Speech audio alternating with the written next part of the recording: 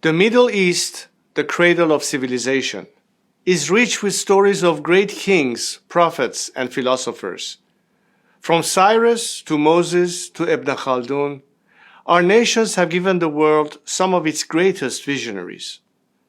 Leaders like Anwar Sadat, King Hussein, Menachem Begin, King Faisal, and my father, too, took up the mantle of seeking peace for our people. But for 45 years, too many of us have been forced to live in fear. Fear of the next terrorist attack, fear of war, fear of economic instability, fear of nuclear blackmail.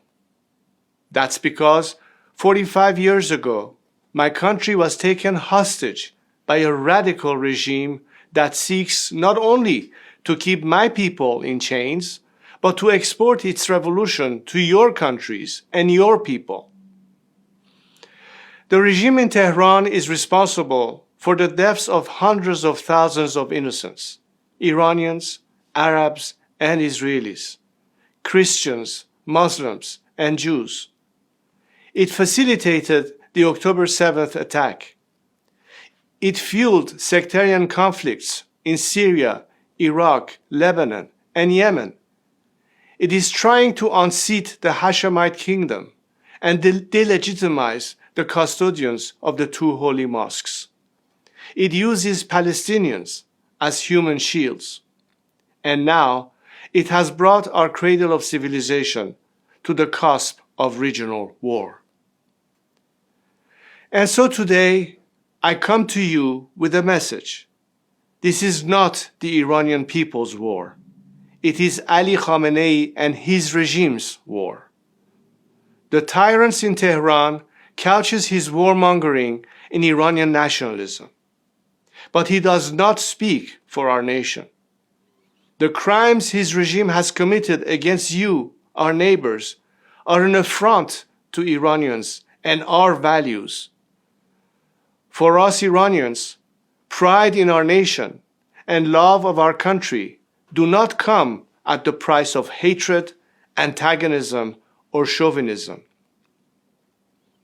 My compatriots have shown time and time again that they do not want Iran's wealth spent on fueling wars, fostering instability, or funding terrorism.